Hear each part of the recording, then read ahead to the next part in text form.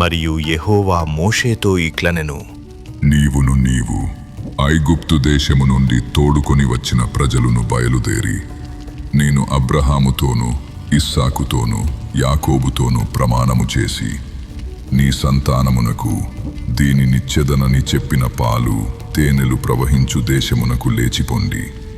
నేను నీకు ముందుగా దూతను పంపి కనానీయులను, అమోరీయులను, హిత్తీయులను, పెరిజ్జీయులను, హివ్వీయులను, యెబూసీయులను వెళ్ళగొట్టెదను. మీరు లోబడనొల్లని ప్రజలు గనుక నేను మీతో కూడా రాను, త్రోవలో మిమ్మును సంహరించెదనేమో అని మోషేతో చెప్పెను. ప్రజలు ఆ దుర్వార్తను విని దుఃఖించిరి. ఎవడునూ ఆభరణములను ధరించుకొనలేదు. కాగా యెహోవా మోషేతో ఇట్లనెను, నీవు ఇశ్రాయేలీయులతో, మీరు లోబడనొల్లని ప్రజలు, ఒక క్షణమాత్రము నేను మీ నడుమకు వచ్చితినా మిమ్మును నిర్మూలము చేసెదను గనుక మిమ్మును ఏమి చేయవలెనో అది నాకు తెలియనట్లు మీ ఆభరణములను మీ మీద నుండి తీసివేయుడి అని చెప్పుమనెను. కాబట్టి ఇశ్రాయేలీలు హోరేబు కొండ యొద్ద తమ ఆభరణములను తీసివేసిరి. అంతట మోషే గుడారమును తీసి పాలెము వెలుపలికి వెళ్ళి పాళెమునకు దూరముగా దాని వేసి దానికి ప్రత్యక్షపు గుడారమను పేరు పెట్టెను. యెహోవాను వెదకిన ప్రతివాడును పాళెమునకు వెలుపలనున్న ఆ ప్రత్యక్షపు గుడారమునకు వెళ్ళుచూ వచ్చెను.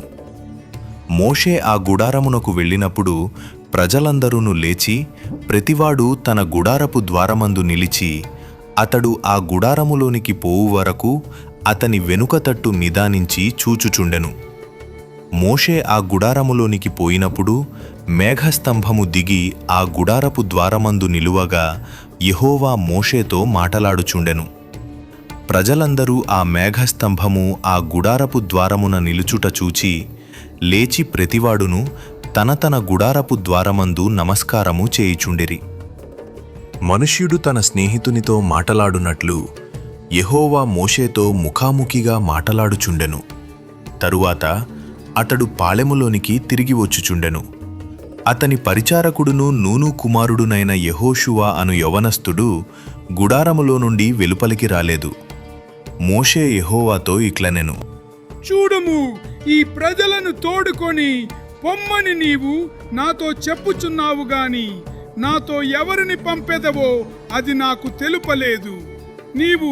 నేను నీ పేరును బట్టి నిన్ను ఎరిగియున్నాననియు నా కటాక్షము నీకు కలిగినదనియు చెప్పితివి కదా. కాబట్టి నీ కటాక్షము నా ఎడల కలిగిన ఎడల, నీ కటాక్షము నా ఎడల కలుగునట్లుగా దయచేసి నీ మార్గమును నాకు తెలుపుము. అప్పుడు నేను నిన్ను తెలుసుకొందును. చిత్తగించుము, ఈ జనము నీ ప్రజలే గదా అనెను. అందుకాయన, నా సన్నిధి నీకు తోడుగా వచ్చును, నేను నీకు విశ్రాంతి కలుగజేసెదను అనగా మోషే, నీ సన్నిధి రాని ఎడల ఇక్కడ నుండి మమ్మును తోడుకొని పోకుము. నా ఎడలను నీ ప్రజల ఎడలను నీకు కటాక్షము కలిగినదని దేని వలన తెలియబడును? నీవు మాతో వచ్చుట వలననే గదా.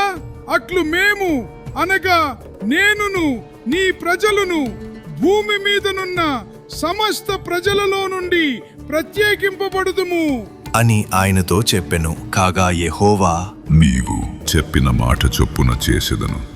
నీ మీద నాకు కటాక్షము కలిగినది, నీ పేరును బట్టి నిన్ను ఎరుగుదును అని మోషేతో చెప్పగా అతడు, దయచేసి నీ మహిమను నాకు చూపుము అనగా ఆయన, నా మంచితనమంతయు నీ ఎదుట కనుపరచెదను, యెహోవా అను నామమును నీ ఎదుట ప్రకటించెదను.